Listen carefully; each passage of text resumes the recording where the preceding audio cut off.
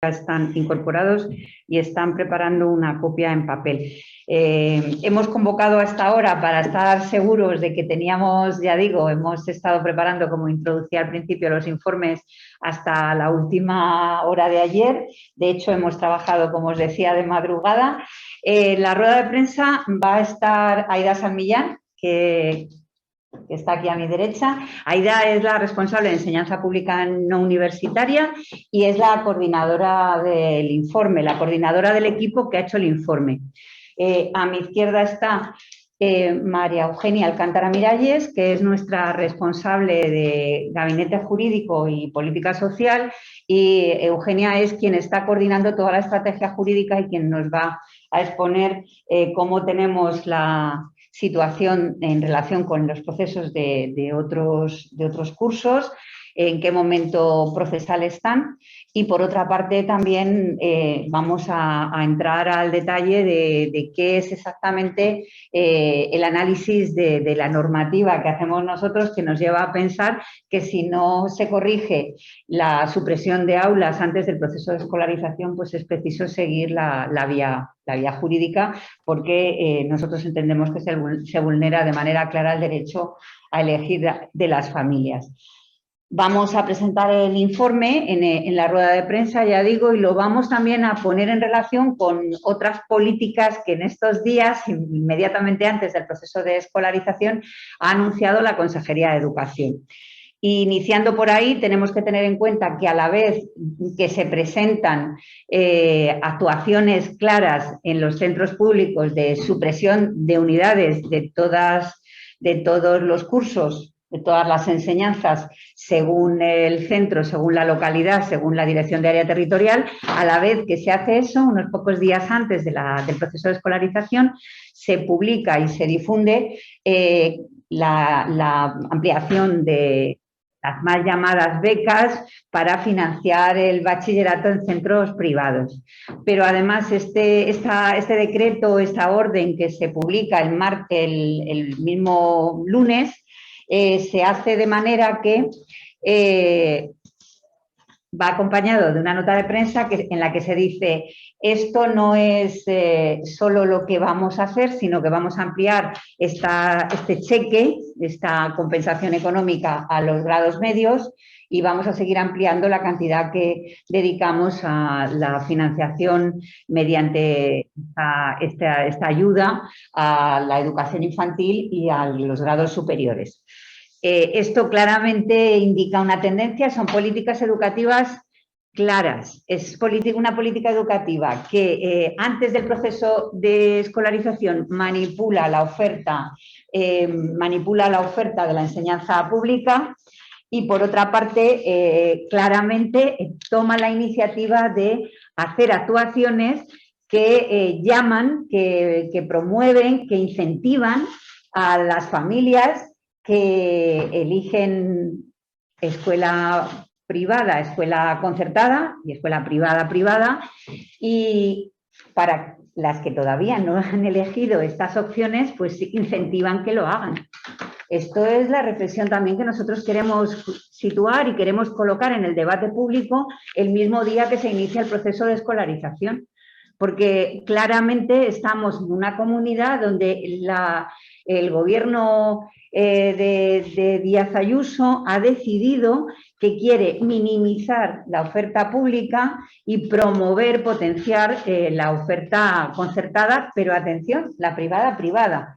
Ya el negocio educativo, que es lo que están impulsando, se le queda corto a la escuela concertada, se les queda corto al Gobierno de Madrid para la escuela concertada, y dan un salto a la escuela privada.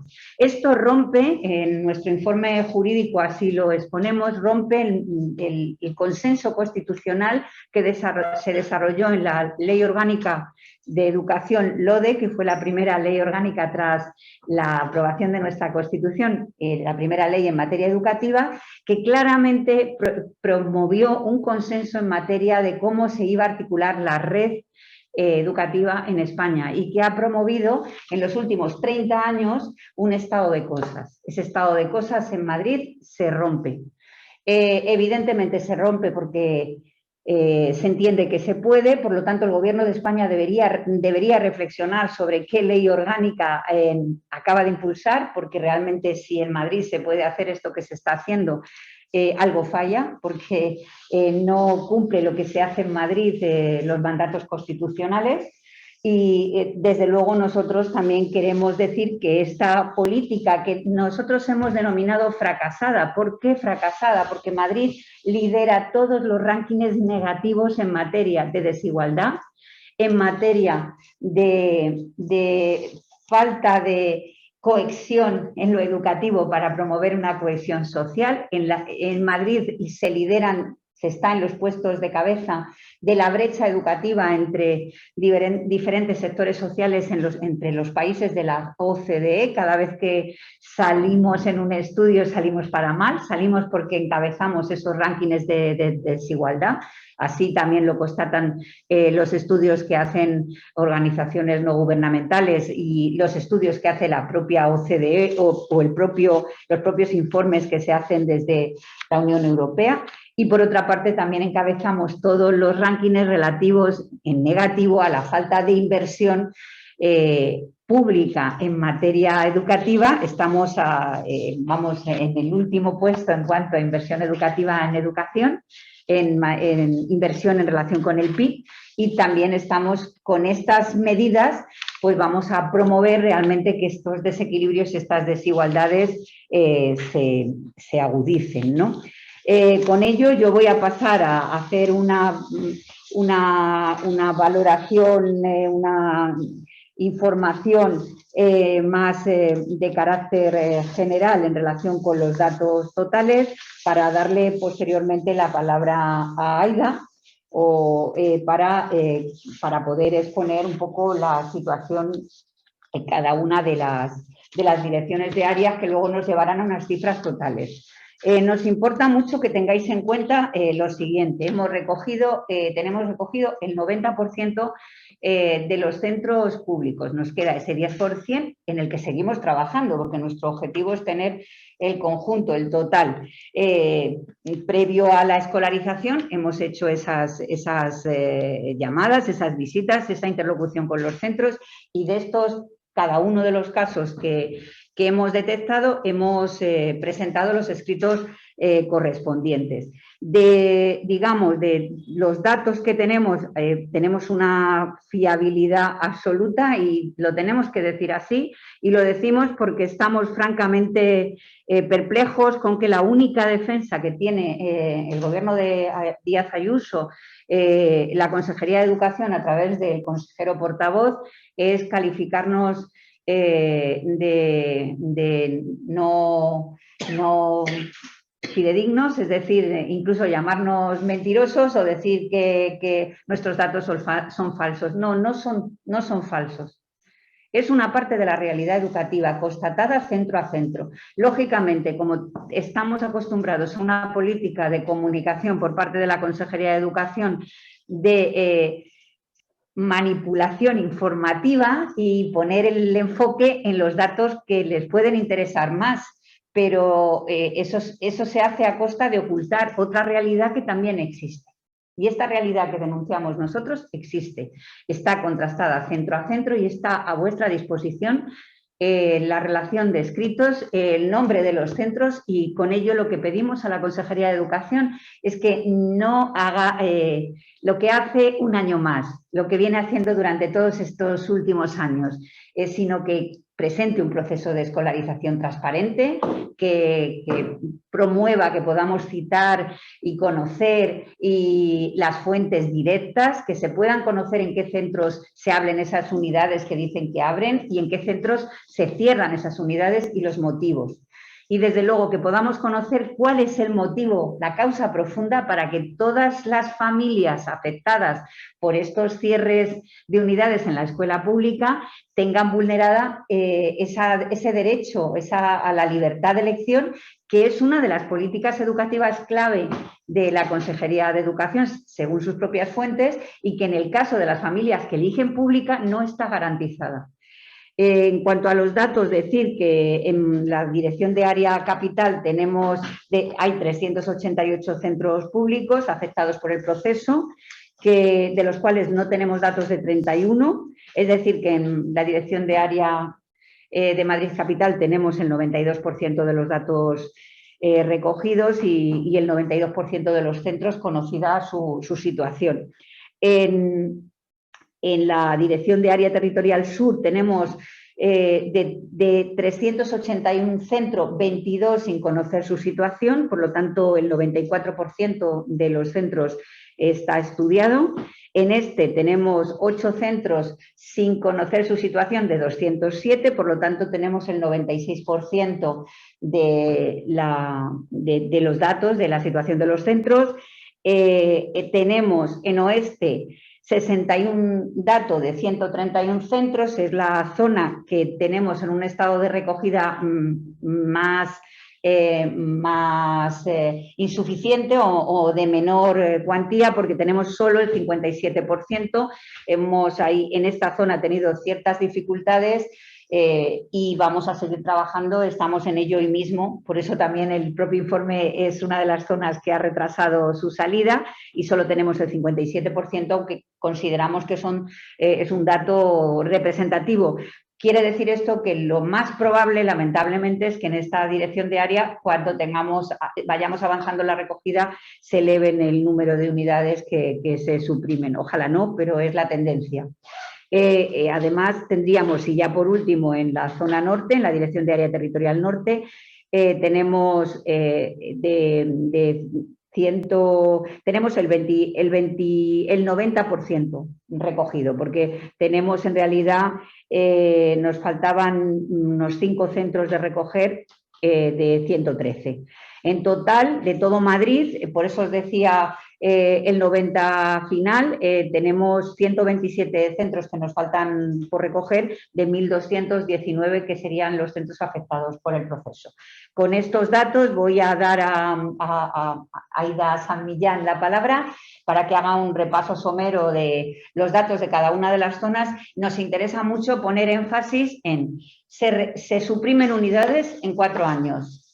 No encontramos el motivo, se van a bajar las ratios, se ha anunciado así por la presidenta en su sesión de investidura, pero hoy mismo, en los días anteriores de esta semana, se ha recordado que el proceso de bajada de ratios se inicia. No entendemos por qué en estas edades se suprimen en 4 años unidades. A partir de 4 años en todos los cursos hay supresión de unidades, algo que tampoco justificamos, no vemos justificado, dado que esas plazas podrían salir al proceso de escolarización y de no tener suficientes solicitudes los centros, pues ya valorar qué se hacía con estas unidades y valorar y justificar los cierres si fueran necesarios.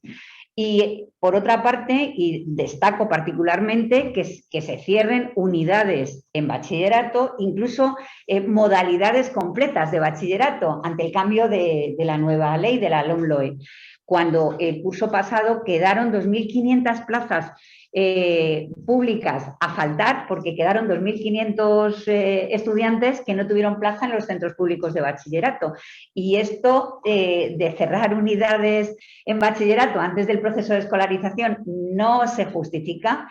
Hacen falta más plazas públicas, como demuestra cada año la demanda en bachillerato, y aquí claramente vuelvo a recordar lo que significa que unos días antes la propia Consejería de Educación, que es la titularidad pública de los centros, promueva medidas que fomenten la escolarización en centros privados. Y eso es lo que vamos, si podéis entrar al detalle en los informes, vais a ver que hay cierres en todos los cursos y algunas son, ya digo, más llamativas que las otras, pero queríamos poner el énfasis en estas cuestiones. Bien, pues si queréis algunos datos así generales, el total de aulas suprimidas en la Comunidad de Madrid son 233,5. Es relevante también hacer referencia a que con la pérdida de aulas hay pérdida de plazas de alumnado y plazas también de puestos de trabajo, ¿no? En este caso perderíamos 395 docentes en la educación pública, en total en la suma de primaria y secundaria, que se dividirían en 216 docentes menos en la educación primaria y 179 docentes menos en la educación secundaria. Y todo esto como mínimo, porque calculamos el mínimo de docentes que se necesita por un aula, sin lo que va más allá, que tiene que ver con los recursos propios de alumnado con necesidades educativas, apoyos, que eso también lo generan las propias aulas. O sea, nos iríamos a un número lo más mínimo posible. Además, es relevante saber la división de las aulas que se suprimen. En primaria son 144 en total, que si hablamos de plazas, de alumnos que se quedan sin plaza, si multiplicamos por 25, que es la ratio máxima de las aulas, aunque las superamos en muchísimos casos en la Comunidad de Madrid, serían 3.600 plazas menos de educación infantil y primaria. Si hacemos lo mismo con secundaria, cogiendo la media mínima, que son 30, porque hay algunas plazas de bachiller que ya sabéis que son 35, estaríamos hablando de 2.680 plazas menos para educación secundaria y bachillerato. Si sumamos estas dos cifras, nos estamos yendo a unas 6.200 plazas públicas menos para el alumnado de educación infantil, primaria, secundaria y bachiller. Es relevante luego, si nos vamos a cada una de las direcciones, en la zona capital suprimen de este total de aulas que hemos hablado, son 63. La pérdida de docentes en esta zona sería de 109,5. Y hay algunos barrios o distritos que yo creo que es relevante que les echemos un vistazo, como sería el distrito de Fuencarral el Pardo, que ya habréis visto en los medios bastantes movilizaciones que hemos estado apoyando y convocando allí. Como sabéis, el Colegio Mirasierra es la próxima, pero también ha sido la de la Alhambra. Y en total, en esta zona se suprimen 10 aulas. En su mayoría son de educación infantil y primaria, 9 de ellas, y una de ellas en educación secundaria o bachillerato. Otro de los distritos más relevantes lo ocuparía San Blas Canillejas, que tiene un total de 8,5 aulas suprimidas, y aquí, bueno, prácticamente está nivelado. La mitad, 4 son de educación infantil y primaria, 4,5 son de educación secundaria y bachiller. Y estos serían, junto con Usera, que también tiene 6,5 aulas suprimidas, de las cuales 5 son de educación infantil y primaria. En el caso de la Dirección de Área Territorial Sur, el número es mayor. Hay un total de aulas suprimidas de 104,5, una pérdida de empleo de 170 docentes en la zona. En su mayoría son aulas de educación infantil y primaria, 78, y 26,5 serían para secundaria. Hay localidades bastante castigadas, como Aranjuez, que tiene 9 aulas suprimidas, todas en educación infantil y primaria. Bueno, en realidad en infantil, porque las 9 son de infantil. Tenemos otras localidades como Fuenlabrada, que tiene 18 supresiones, de las cuales 15 son de primaria. También tenemos Leganés, que sería la mayormente castigada en esta zona porque tiene 28,5 aulas suprimidas, de las cuales 24 son de educación infantil y primaria. Tenemos también Móstoles, que tiene 14,5, en este caso está casi nivelado. Tenemos 8 de educación infantil y primaria y 6,5 de secundaria. Y por último, cabría también reseñar Valdemoro, porque siendo una más pequeñita, tiene 7 supresiones y todas ellas son en educación infantil.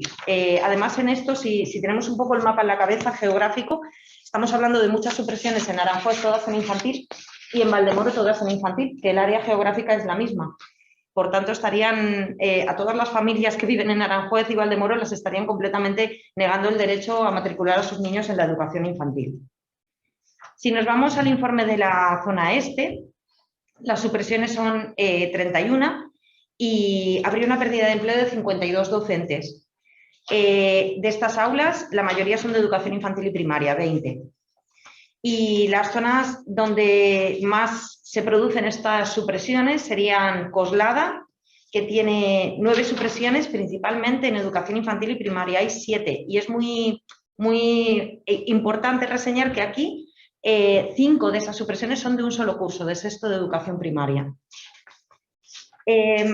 Otra de las zonas que está en la zona este también con bastantes supresiones es Torrejón de Ardoz, que tiene 5 supresiones y la mayoría de ellas 3 son en educación infantil y primaria. Si nos vamos al informe de la zona oeste, tenemos un total de 21 aulas suprimidas. Aquí sí que tenemos que hacer un esfuerzo mental por pensar que si aproximadamente esto es el 50 y pico %, es muy probable que dupliquemos la cifra. Estas 21 supresiones suponen una pérdida de empleo de 36,5 docentes y está muy equilibrado. 11 aulas son de primaria y 10 son de secundaria. En esta zona el mayor número está representado en la zona de Las Rozas, que tienen 4 supresiones y que son 2 y 2, o sea, 2 son de educación infantil y primaria y 2 son de secundaria. Y por último, en la norte, las supresiones que tienen son 14. Estos suponen 27 docentes perdidos y las supresiones aquí son en secundaria. 12 de ellas son en educación secundaria y bachillerato. La balanza aquí oscila bastante hacia el lado de las enseñanzas superiores y los mayores supresiones estarían en Guadalís de la Sierra, que son 3 supresiones en la ESO, porque además son todas en secundaria, y en Tres Cantos, que tenemos otras 3 supresiones que están divididas entre secundaria y bachillerato.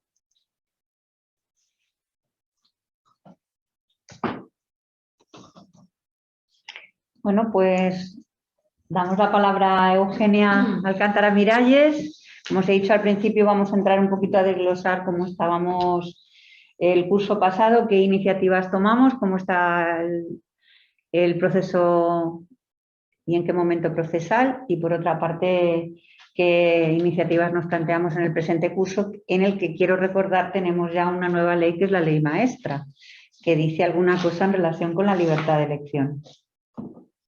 Sí, muchas gracias, Isabel. Bueno, lo cierto es que la libertad de elección, quizá habría que hablar en profundidad, pero no vamos a llegar hasta ese punto. Es digamos que es una de los buques insignia de la política, sobre todo desde Esperanza Aguirre. Y bueno, pues es quien promovió pues, el decreto 29/2013 de libertad de elección de centro, la orden del mismo mes, la 1240 de 2013, en el cual digamos que se preconiza esa libertad de elección de centro por parte de las familias. Bien, dicho lo cual, en la parte de la enseñanza pública, los centros son de titularidad, obviamente, de la Consejería de Educación, son de titularidad de la Administración Pública, por eso son centros públicos. Entonces, el proceso tiene varias fases, tiene varias partes. Ahora estamos en la parte del proceso en el que la Administración es la que decide qué unidades se ofertan, qué unidades. Entonces, de esas unidades que se ofertan, son las que las familias perciben y ven que pueden elegir, porque obviamente tú no vas a elegir algo que no existe, algo que a priori no está. Tú no puedes elegir chaquetas rojas cuando en una tienda hay chaquetas rojas. O sea, si no te ofertan unidades, tú no puedes elegir unidades. Bien, ¿qué dice el decreto 29/2013, de la libertad de elección de centro, artículo 4.2 concretamente? Se obliga a la consejería competente en materia de educación a tener en cuenta, para reorganizar la red de centros públicos de la oferta del curso siguiente, tener en cuenta las preferencias manifestadas por las familias en los procesos anteriores. Bien, y aquí sí que tenemos que hacer una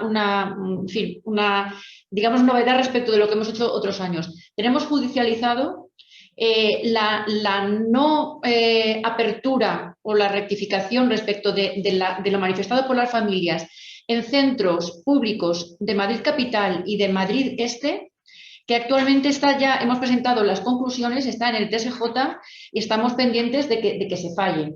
En Madrid Capital, que es la demanda que tengo justo delante, son unos 60 centros en los cuales estimamos que hacía falta al menos abrir una unidad más, aunque no las había ofertado la consejería, pero aún así las familias eligieron esos centros. Y en el mes de julio, que es otra oportunidad que la Administración tiene, según sus propias normas, para corregir esa desviación entre oferta y demanda, no se abrieron. Vale, hecho ahora son unos 13 centros en primaria y muchísimos en secundaria obligatoria y bachillerato. Entonces, esos centros los tenemos localizados ya y demandados respecto del curso pasado. Entonces, tenemos que estar especialmente vigilantes en esos centros, porque yo sí directamente me consta que en centros donde ya se dejaron de corregir abriendo unidades en el mes de julio respecto de lo que las familias habían ofertado, de una forma, digamos, pues con mucho arrojo, porque no habían ofertado ninguna plaza, sin embargo, habían elegido esos centros. Sin embargo, se está incumpliendo el decreto 29 de 2013 porque no se está teniendo en cuenta esas preferencias que ya manifestaron en el curso pasado las familias. No solo eso, no solo no se han abierto esas unidades o se han ofertado esas unidades, sino que se han cerrado más. O sea, digamos que cada año llueve sobre mojado. Es la administración la que hace la oferta, no tiene en cuenta para nada las preferencias manifestadas por las familias en el curso anterior, que además es una preferencia viciada en el sentido de que tú no eliges lo que no te ofertan, pero aún así ni siquiera observan lo que las familias, pese a eso, manifiestan, echando las instancias en primer lugar al centro de su preferencia. Con lo cual ya lo de este año nos parece absolutamente gravísimo, sabiendo además la consejería que eso está judicializado, el proceso de admisión del curso pasado en Madrid Capital y en Madrid Este, porque nos centramos en esas dos direcciones de área, que es donde presentamos recursos de alzadas en todas, pero nos contestaron expresamente. Entonces, donde hemos podido, digamos, rebatir de una manera, digamos, más clara jurídicamente. Entonces, pues bueno, en este curso lo que tenemos pensado es cuando salgan, porque ahora lo que hay es una comunicación interna en los centros, pero cuando salgan a la oferta, digamos, pública de las familias, esas resoluciones colgadas en las webs de cada centro educativo, iremos contrastando y viendo dónde ya el curso pasado no se abrieron unidades pese a la demanda, y impugnaremos ya este acto de trámite porque consideramos que ya está viciado y vulnera el derecho de las familias a elegir centro, que es además la política que supuestamente promueve la propia Consejería de Educación. O sea, que hay libertad de elegir centro donde ellos quieren y en la red de centros que ellos quieren. Entonces, claro, esa libertad pues verdaderamente es una libertad muy sui generis a la que nos tienen sometida en la Comunidad de Madrid. Y ya digo que cuando salgan las resoluciones de la oferta concreta que hay en cada centro ya ad extra, o sea, para las familias y para el alumnado, iremos contrastando con los centros en los cuales tenemos judicializado el proceso del año pasado, donde ya no se abrieron unidades cuando se tenían que haber abierto. Entonces, bueno, pues de esta manera esperamos corregir, digamos, esa tendencia que hay de desvío, sobre todo en el caso del bachillerato es sangrante, porque al no ser una enseñanza obligatoria, ahí hay una clara desviación de alumnado agudizado por el asunto de los, entre comillas, cheques. Bueno, son cheques, entre comillas, becas que son cheques, que es la política más neoliberal que existe, es la de dar dinero a las familias directamente para que se lo gasten en el tipo de educación que quieran. Bueno, pues eso verdaderamente quiebra el Estado social absolutamente, porque ahí no se tiene en cuenta para nada la renta de las familias. Entonces, pues digamos que hay un claro desvío de alumnado hacia centros al cerrar unidades públicas, y dando cheques para que te vayas a la privada, pues obviamente se está desviando alumnado y con ello fondos públicos a la enseñanza no ya concertada, que como ha dicho Isabel, el régimen de conciertos fue fruto de un pacto, o sea, de un pacto primero constitucional con el artículo 27 y luego el desarrollo de la LODE del 85 al articular que la red de centros, digamos, el sistema público, el sistema de oferta pública era a través de los centros públicos que obliga la Constitución, el 27.5, y los centros privados concertados.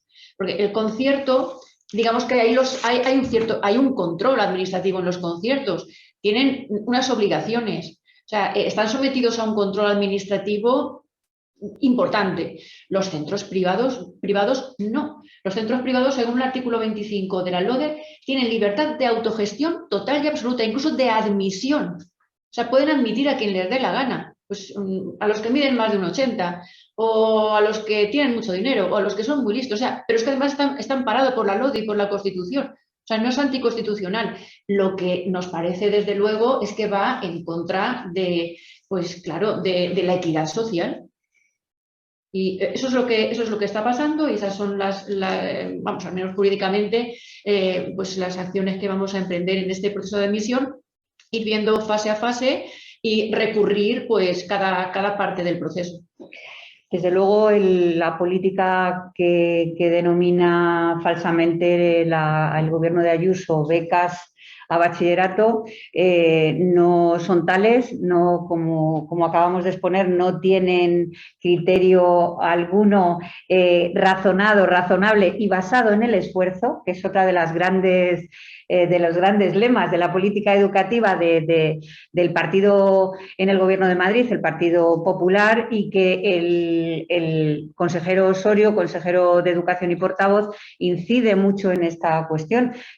No tiene nada que ver con las becas que, a modo de ejemplo, cada año distribuye el Ministerio de Educación, que tienen que ver con las rentas de las familias y también con la nota del alumnado. Resulta bastante contradictorio que cuando el Ministerio de Educación ajustó la nota que se necesitaba para acceder a esas becas, desde Madrid se hizo una política de confrontación porque se bajó como medio punto la nota que era necesaria y se denunció que se promovía desde el Gobierno de España las becas a los alumnos que no se esfuerzan, prácticamente como que se regalaba seguir en el sistema educativo, y lo que promueve desde Madrid el gobierno de Ayuso es, por supuesto, el esfuerzo cero, es el privilegio lo que promueve, es apoyar a las familias que más tienen con los impuestos que pagan las familias que menos tienen. En realidad, finalmente, no solo es una política educativa, sino que es una política fiscal, porque las mismas familias que se pueden reducir a la hora de hacer su declaración de la renta por gastos de educación van a recibir una ayuda que no alcanzará el total del gasto, porque las matrículas en estos centros privados del bachillerato superan los 6.000, incluso los 10.000 euros al año. Algunos centros van a recibir unos 2.500, por lo tanto tampoco cualquier familia podría puede pensar que puede acceder a este centro porque va a acceder a esta ayuda, ¿no? Eso es importante a tenerlo en cuenta. Es una política que promueve el trasvase, como hemos explicado, y que nos preocupa y rechazamos. Y una cuestión importante, también estamos estudiando otra vía judicial, y es que, como hemos expuesto al exponer el informe, se reducen unidades, y esta reducción de unidades significa reducción de plantillas, de puestos de trabajo. Es una reconversión que año tras año venimos viviendo en el sector de la enseñanza pública, y esto también lo vamos a llevar por la vía judicial en cuanto a la vulneración de derechos laborales y de derechos de representación que tenemos, porque no se ha convocado ninguna mesa sectorial ni ningún ámbito donde se nos haya expuesto la reconversión de plantilla que está sufriendo la enseñanza pública. Lo último, antes de someternos a vuestras preguntas, que quiero decir es agradecer a los centros la confianza, agradecer a los equipos directivos y a los equipos docentes la confianza que tienen en nosotros. Sin esa confianza no sería posible tener estos datos.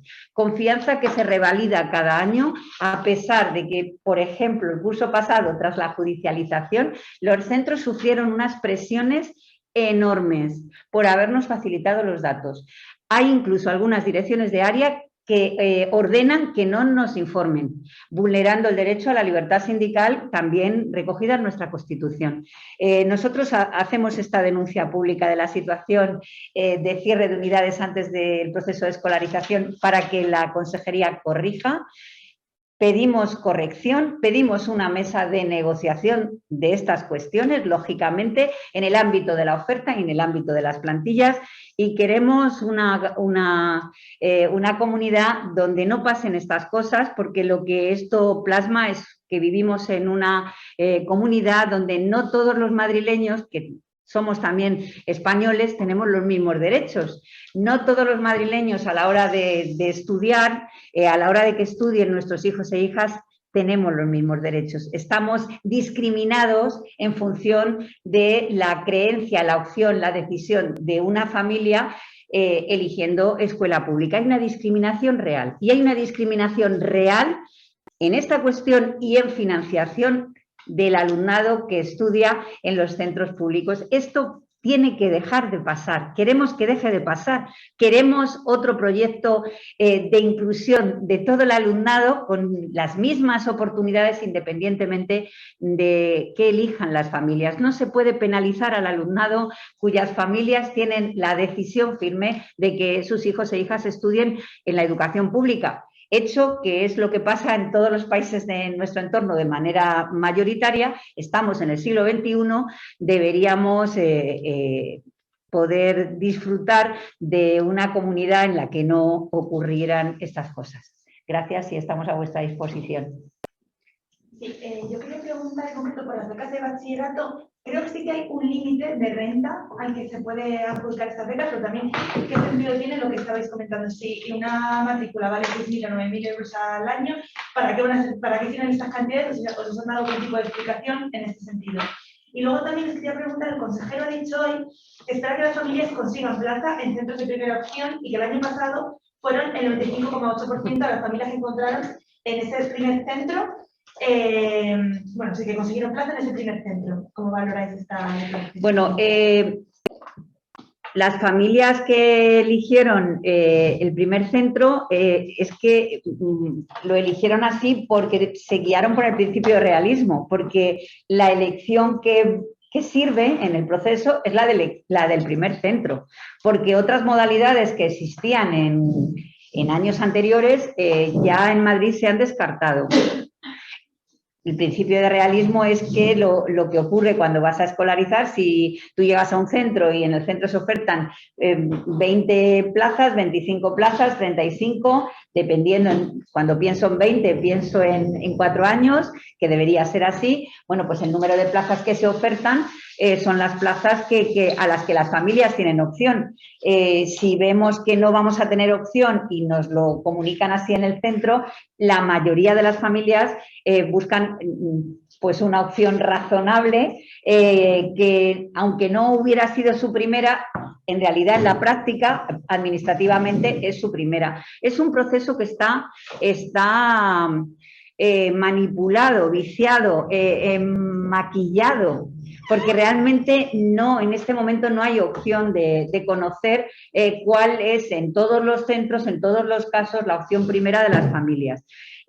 No tenemos un proceso centralizado, está descentralizado. Eso existió, pero desapareció. Fue uno de los instrumentos administrativos de los que se han dotado para generar un proceso muy opaco, porque realmente tenemos que irnos centro a centro. Y luego otro elemento que es clave, a pesar de que es como acabo de explicar, es decir, que es la primera opción la que vale y la que va a orientar, si no te dan en primera opción, pues entras en una bolsa distinta y ya te pueden dar cualquier tipo de cosa, cualquier tipo de centro, y eso no todas las familias se pueden arriesgar a ello. Aún así, como hemos expuesto y como tenemos acreditado en el proceso judicial, las familias apuestan por pedir lo que no hay. Cuando piden lo que no hay, la consejería no lo crea. No lo crea. Y un elemento que tiene que ver con lo que has preguntado, ¿por qué no conocemos cuál es la oferta centro a centro también de los centros concertados y privados? ¿Por qué no conocemos, concretamente, volviendo al caso del barrio de Mirasierra, por qué no conocemos, lo tenemos que conocer centro a centro, porque la opinión pública no conoce que si en el Centro de Educación Infantil y Primaria Alhambra se cierra una unidad, 4 años, habría 40 plazas, va a haber solo 20, hay 350 niños escolarizables en esa edad de 4 años en el distrito, según los datos del propio Ayuntamiento de Madrid. Paralelamente se abre una unidad en un centro concertado justo al lado. Claramente nos toca visualizar lo que está pasando en lo micro. que evidente y afortunadamente, o sea, podemos decir que no pasa de manera masiva, pero pasa suficientemente, de una manera suficientemente importante. Y esto me sirve para explicar qué ocurre con la cuestión de las becas. Bueno, primero hay que decir que esto formaba parte del acuerdo, las becas para bachillerato en centros privados formaba parte del acuerdo de gobierno con Vox. Que aquí se ha producido uno de los casos, no es nuestro papel entrar en elementos políticos, pero bueno, tenemos que recordar que el mismo día que se publicó esa orden, estaba previsto en la agenda de la Asamblea de Madrid que Vox presentara en la Comisión de Educación una iniciativa idéntica. Es decir, el Partido Popular ha corrido para ser más Vox que Vox, porque quien introduce esta cuestión en el programa de gobierno, en el acuerdo de gobierno, es Vox. Esto supone un elemento absolutamente novedoso. En la anterior legislatura, las becas que se daban en bachillerato a los centros concertados tenían limitación. Estaban, por ejemplo, condicionadas a que había una relación de centros y esos centros que se incorporaban a este proyecto se comprometían, por ejemplo, a no cobrar cuotas extras y realmente que esa ayuda tuviera una perspectiva social en el sentido de que pudiera acudir a ese centro pues cualquier familia que tuviera una situación económica no tan boyante, no tan solvente o tan sólida como otras familias que se pueden permitir pagar altas cuotas o altas matrículas, ¿no?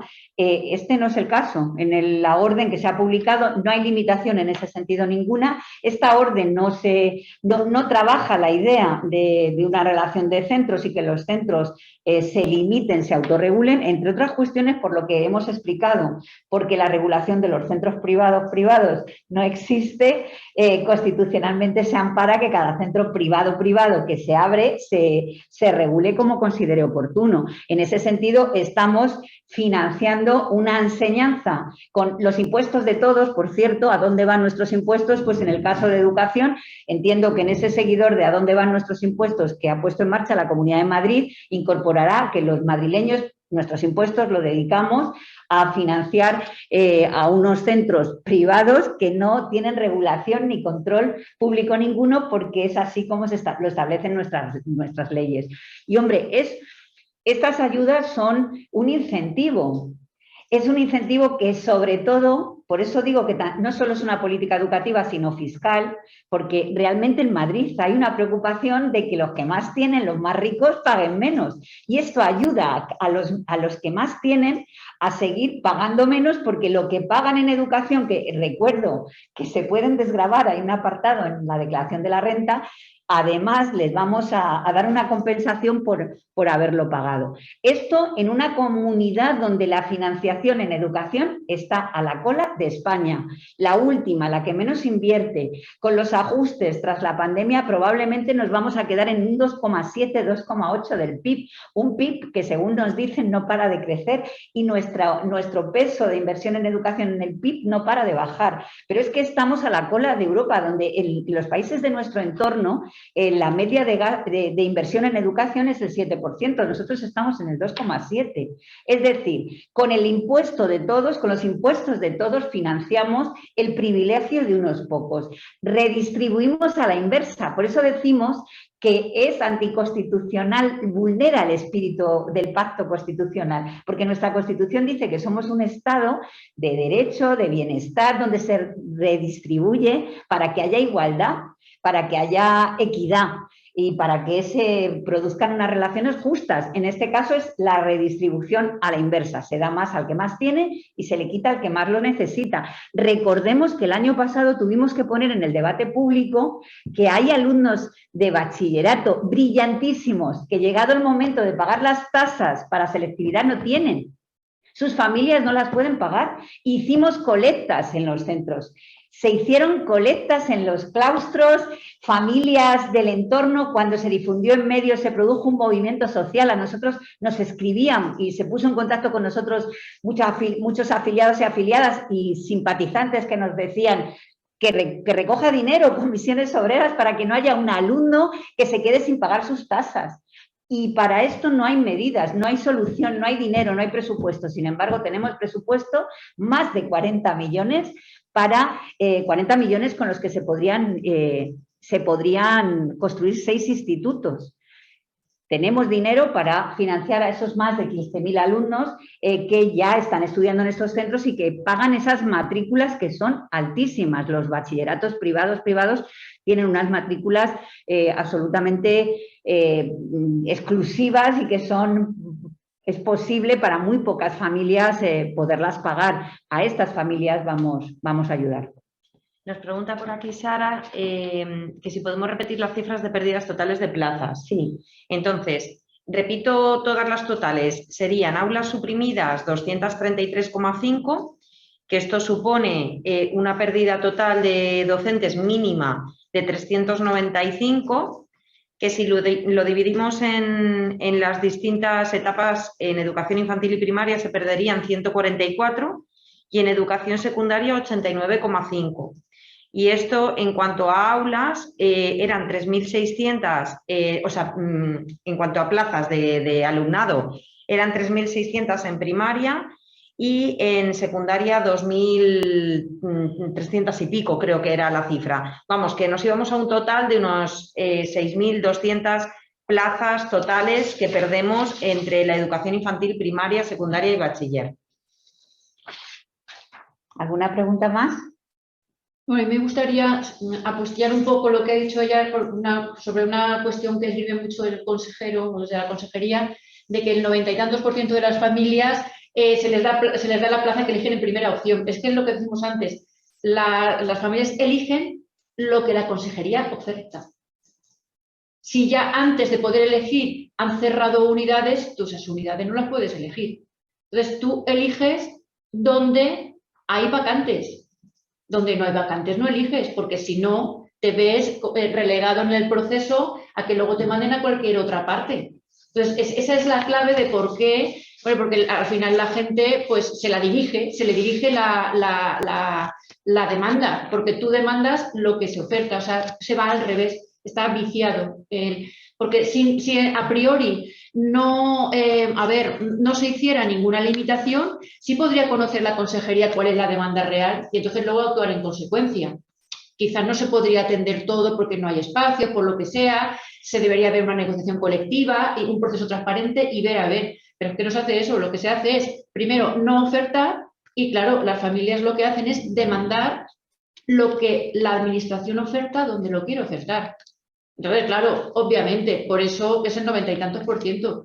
Ahora sí hay hay unos cuantos héroes y heroínas que demandan donde no hay oferta. Y es lo que tenemos judicializado, esa pequeña parte.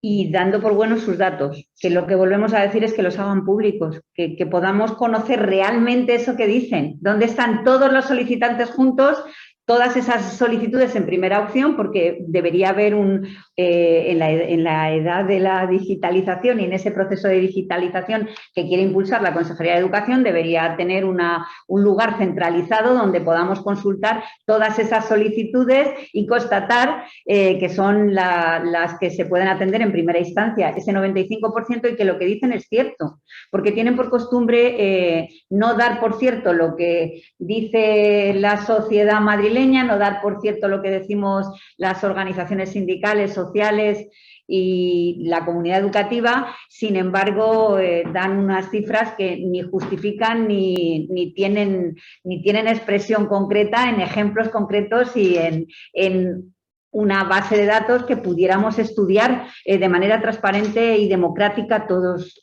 medios de comunicación, sindicatos, organizaciones sociales y toda la comunidad educativa. Sí, yo creo que además en esto es muy importante reseñar que el proceso tiene muchas fases, que aún están a tiempo si quieren reconducir esta situación, que en los últimos años cada vez se está empeorando más. Estamos en la fase 0, que nosotros llamamos, porque el proceso de escolarización empieza hoy. podrían empezar a publicar todo de manera cristalina y transparente y contradecir los datos que estamos dando, pero es que últimamente lo que nos pasa es que se han reducido incluso los servicios de apoyo de la escolarización, se han centralizado o agrupado más y la mayoría de ellos cuando los visitamos, a la mitad. Claro, cuando los visitamos ni siquiera publican los listados, no tenemos ya acceso ni siquiera presencial, o sea, intentamos ir uno a uno para poder apuntar los datos, recogerlos, tener esa información y ya en los últimos años más del 50% ni siquiera lo publica. Y un elemento, por último, que no hemos mencionado. Nosotros tenemos recurrida la regulación de escolarización de la Comunidad de Madrid porque ha creado un organismo de escolarización que a nuestro juicio no plasma la LOMLOE en esta materia. La LOMLOE, sabéis que cambia el proceso de escolarización en algún aspecto, entre otros, cómo se compone la comisión de escolarización. La LOMLOE dice que debemos estar organizaciones sindicales de familias, es decir, un proceso transparente y democrático, y tal como lo plasma la Comunidad de Madrid, nos elimina.